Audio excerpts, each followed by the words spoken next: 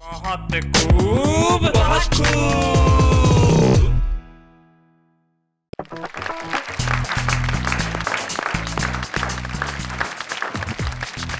नमस्कार, आदाब, सलाम। मेरा नाम आप जानते हैं, शैलेश लोढ़ा। और आप उस कार्यक्रम का नाम ही नहीं जानते, उससे मोहब्बत करते हैं, जिसके लिए आप अभी कहने वाले हैं बहुत खूब। कुछ लोगों की आदत जीवन में कभी नहीं जाती। मसलन एक मेडिकल स्टूडेंट ने अपनी क्लास फेलो को अपने खून से प्रेम पत्र लिखा। और कीजिएगा, मेडिकल स्टूडेंट अपनी क्लास फेलो, यानी कि वो भी मेडिकल स्टूडेंट, और अपने खून से प्रेम पत्र लिखा और उसमें कहा कि जवाब जरूर देना। और लड़की का जवाब आया, ब्लड ग्रुप A+ है और कैल्शियम की कमी है। आदत कभी नहीं छोड़ती, लेकिन आदतें कुछ अच्छी भी होती है, जैसे कविता लिखने की आदत, कविता सुनने की आदत। तो भाई, सुनने और सुनाने के बीच में जो हमारी हंसने और ताली बजाने की आदत है, उसे हम एक बार पूरा कर लेते हैं, ये कहते हुए कि बहुत खूब। तो आइए मिलते हैं हमारे उन 3 साथियों से जो आज की महफिल में हमारे साथ होंगे। हमारे साथ है मुंबई की डॉक्टर शैलेश। नमस्कार। नमस्कार। कैसी हैं आप? बढ़िया। ये आपकी वेशभूषा देख के ऐसा लग रहा है कि आप संन्यास ले लिया है आपने। हाँ, नहीं, आपके रहते संन्यास नहीं। मेरे रहते आप संन्यास नहीं ले सकती। चलिए, शैलेश कह रही हैं तो मान लेता है ये शैलेश भी आपका साथ देने के लिए। वैसे शैलेश का अर्थ शिव भी होता है जी। तो हमारे साथ शिव है, शिव तूफान।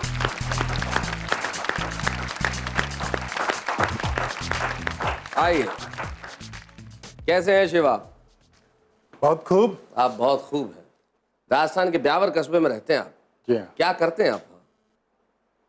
मैं प्रधानाचार्य के पद पे कार्य करता हूँ। आप प्रधानाचार्य हैं एक स्कूल में। कौन सी स्कूल है? सीनियर हायर सेकेंडरी स्कूल है, SD senior higher secondary school. आज आपके बहुत सारे स्टूडेंट्स आपको देखेंगे और कहेंगे देखिए हमारे प्रिंसिपल साहब आ रहे हैं कविता पढ़ने के लिए।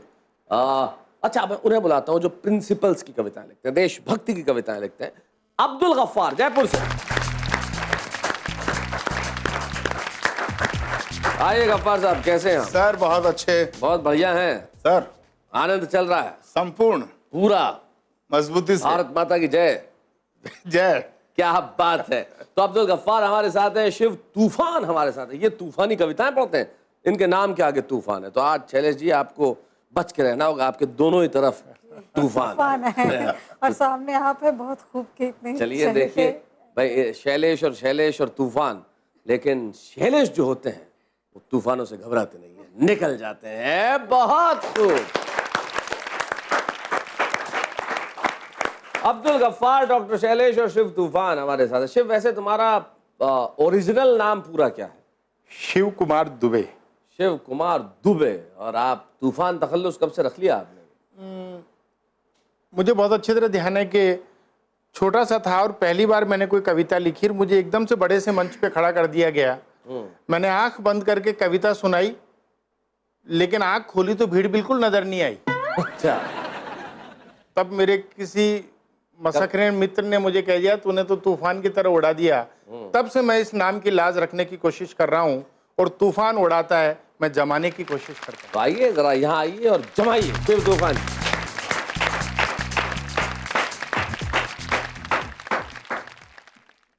शैलेश भाई, कभी कभी बहुत छोटे छोटे लोग बहुत बड़ी बड़ी बातें कर जाते हैं। मुझे ध्यान है कि एक बार रेलवे स्टेशन पे एक जेब कतरे को मैंने जेब काटते हुए रोका और सिर्फ इतना पूछा कि भाई तुम जेब क्यों काटते हो। उसने जो मुझे जवाब दिया है वो कविता की। सुनाइए। अरे ओ जेब कतरे, तुम लोगों की जेब क्यों काटते हो, सुख चैन छीन के दुख दर्द क्यों बांटते हो। ये सुन के जेब कतरा मुस्कुराया, मेरे नजदीक आया और बोला, बाबू मुझसे क्यों डर रहे हो, मेरे पास न चाकू है न छुरा है। अरे जिस देश में लोग एक दूसरे के गले काट रहे हो, वहां जेब काटना क्या बुरा। क्या बात है, वाह वाह वाह, बहुत खूब, बहुत बढ़िया। वहां जेब काटना क्या बुरा है। वैसे भी ज्यादातर जेबें तो खाली होती हैं, वैसे भी ज्यादातर जेबें तो खाली होती हैं, लेकिन कुछ जेबों में गरीबों की खुशहाली होती है। अरे सच्चाई जानोगे तो कलेजा हिल जाएगा, किसी किसी की जेब में देश तक मिल जाएगा। वाह वाह वाह, बहुत खूब, बहुत बढ़िया शिव। इस खुदगर्ज जमाने में कुछ अपने ढूंढता हूं और दुनिया की जेबों में अधूरे सपने ढूंढता हूं। वाह। किससे करूं शिकवा, किससे गिला, किससे करूं शिकवा, किससे गिला कि लोगों की जेबों में क्या क्या मिला। स्कूली बच्चों की जेब में सिनेमा का टिकट, आहा, युवाओं की जेब में बेरोजगारी विकट, लड़कियों के पर्स में कईयों का दिल मिला और पुजारी की जेब में शराब का बिल मिला। हाय हाय, बहुत अच्छे। आदर्श का चंदन कितना ही घोटो, समाज सेवकों की जेब में वेश्याओं के फोटो।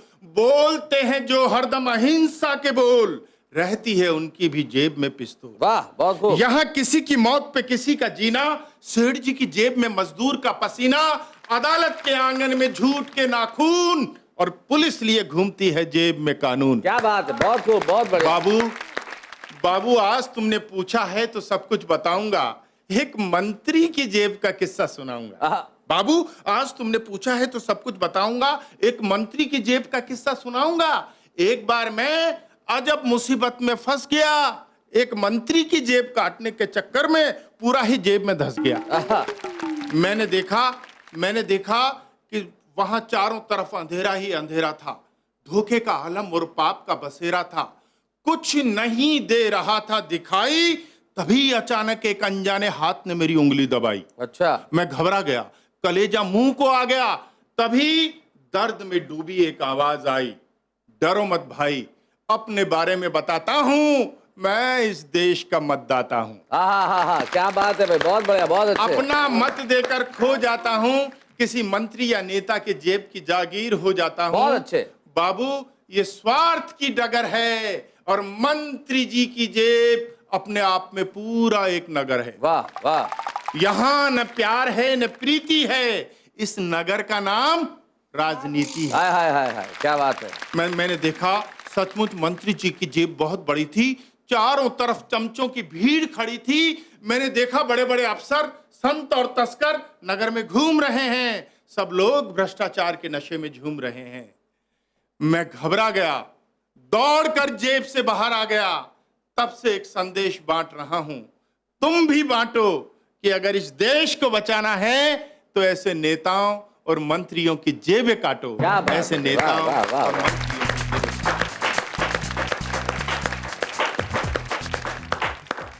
भाई ये कविता सुन के मेरे चेहरे पे मुस्कान खिली कि बहुत समय बाद किसी कवि की जेब में कविता मिली। बहुत बढ़िया कविता सुनाई शिव तुमने, और बहुत अच्छे ढंग से उसे प्रस्तुत भी किया। हम ऐसा ही कुछ सुनाएंगे ब्रेक के बाद लौट के। बहुत खूब।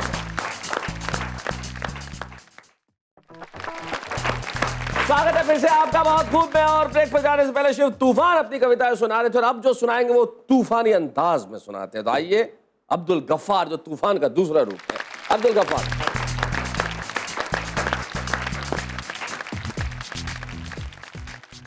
हमारे बुजुर्ग बताया करते हैं कि हम कभी जगत गुरु थे, विश्व गुरु थे, लेकिन आज हम कहाँ हैं। मैं 10 पंक्तियों के माध्यम से बताना चाहता हूँ स्वागत। और एक महामंत्र आवाम को सौंप रहा हूँ। सुनेगा कि सुनते हैं कि सकल विश्व के बस हम ही रखवाले थे और हम ही सबकी भाग्य रेख के लेख बदलने वाले थे। क्या बात है। कि सुनते हैं कि सकल विश्व के बस हम ही रखवाले थे, हम ही सबकी भाग्य रेख के लेख बदलने वाले थे। हमने ही दिग्विजय सिकंदर का हर ख्वाब उचाटा था और हमने बन के संत विवेकानंद ज्ञान को बांटा था। क्या बात है। मगर आज हम कहाँ खड़े हैं, सोच सोच रह जाता हूं। इसीलिए मैं विश्व विजय का महामंत्र बतलाता हूं कि चतुर्वेद की अगर ऋचाएं अल्लाह के बंदे गाए और गुरु शंकराचार्य अगर आयत कुरान की दोहराए। क्या बात है, वाह वाह वाह। कि चतुर्वेद की अगर ऋचाएं अल्लाह के बंदे गाए, गुरु शंकराचार्य अगर आयत कुरान की दोहराए, गिरजाघर में शब्द सजो हो गुरुवाणी कल्याणी के, नानक के बेटे श्रावक हो महावीर की वाणी के, अगर मौलवी के होठों पर हो मानस की चौपाई, संत मुरारी बापू गाएं गर रसूल की नगवाई, तो फिर हमको किसी और के एहसानों की चाह नहीं, इस दुनिया के दादाओं की फिर हमको परवाह नहीं। उस दिन पाकिस्तान नहीं वो अमेरिका झुक जाएगा, उस दिन पाकिस्तान नहीं वो अमेरिका झुक जाएगा, जब हिंदू के संग मुस्लिम भी वंदे मातरम गाएगा, वंदे मातरम गाएगा।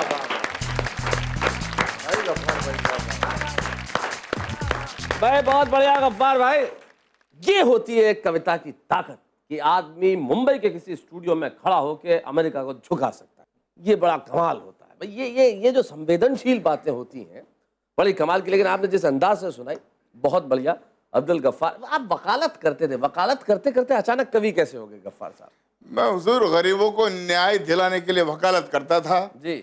लेकिन आज की जो युवा पीढ़ी है इसमें जोश दिलाने के लिए अब मुझे कविता करनी पड़ रही है। क्या बात है। मतलब आप वकालत अब भी कर रहे हैं, लेकिन आप देशभक्ति की वकालत कर रहे हैं, आप सच्चाई की वकालत कर रहे हैं, आप सांप्रदायिक सौहार्द की वकालत कर रहे हैं, और हम वकालत कर रहे हैं हंसी की और मुस्कुराहट की। लौटते हैं ब्रेक के बाद। बहुत खूब।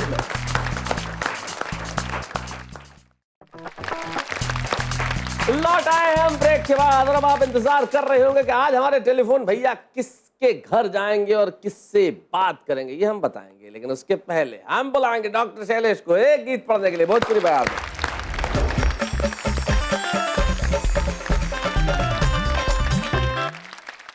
आपने कहा शैलेश जी की शायद आपको लगता है कि मैं सन्यास नहीं, वस्त्रों के रंग से ऐसा रंग से प्रतीत हुआ। हाँ, मगर ये तो बहुत ही मतलब गलत होगा जहाँ इतनी खूबसूरत संस्कृति और शब्द का मंच हो, मुस्कुराहट आप बांटते हैं, सबके लबों पे हंसी लाते हैं जी। जो आज मिलती नहीं है, मैसर नहीं है देखने को लोगों को।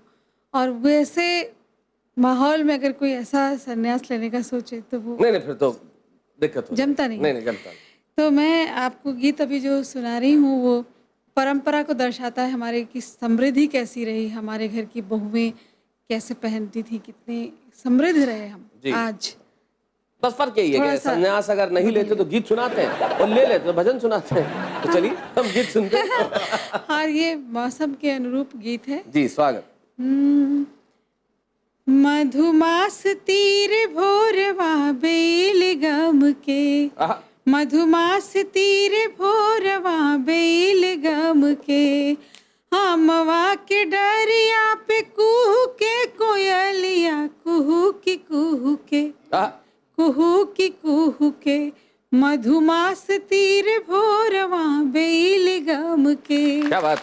तो होत भीनु सहरा गोरी झारली अंगनवा, होत भीनु सहरा गोरी झारली अंगनवा, खन खन खन के उनके हाथ के कंगनवा, खना की खान के, क्या बात। खना की खान के, अरे रून झुनिया पायलिया झमकी जम के, क्या बात। रून झुनिया पायलिया झमकी जम के, मधुमास तीर भोरवा बेल गम के, तसनई के बोझ लेके चलली गुजरिया, आहा, सनई के बोझ लेके चलली गुजरिया, पतली कमर लचके डगरिया, वाह। लचके कमर बड़ी पतली डहरिया, धुसुकी धुसके, आहा, धुसुकी धुसके,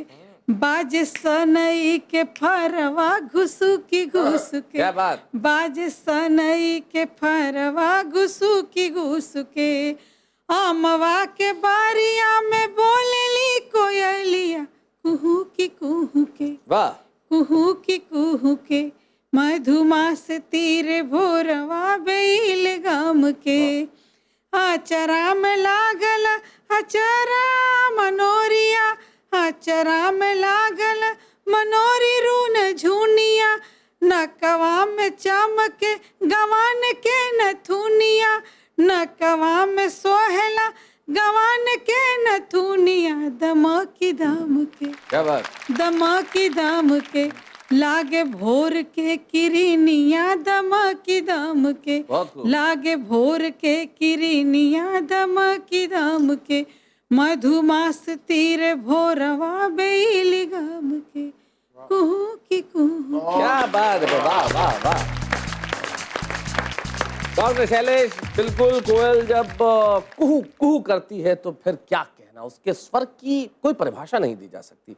वो आनंद की प्राप्ति वैसी है जैसे लोग कविता सुन के जिस आनंद की प्राप्ति करते हैं। आनंद अलग किस्म का होता है। आदमी जलेबी खाए तो भी आनंद आता है, आदमी कोई बहुत दिनों से बिछड़ा हुआ मिल जाए तो आनंद आता है, प्यास लगी हो पानी मिल जाए, सुबह से चाय ना पियो चाय मिल जाए तो आनंद आता है, कविता नहीं लिखी और श्रोता मिल जाए तो आनंद आता है, वो तो सबसे बड़ा आनंद आता है।